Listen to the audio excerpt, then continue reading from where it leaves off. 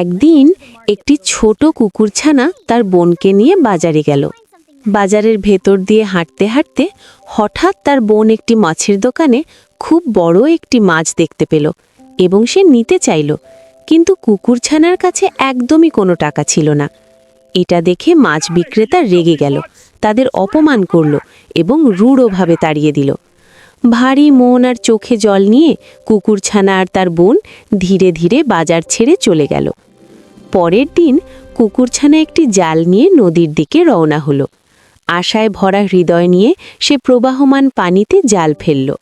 যখন সে জাল টেনে তুলল, সে দেখতে পেল জালের ভেতরে ধরা পড়েছে অনেকগুলো বড় বড় মাছ।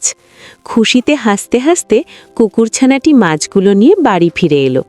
তার বোন মাছগুলো দেখা মাত্রই উত্তেজনা আর আনন্দে তার মুখ উজ্জ্বল হয়ে উঠল।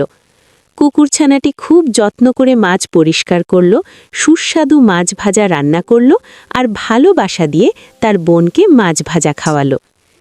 Thank you. I'm glad you like it.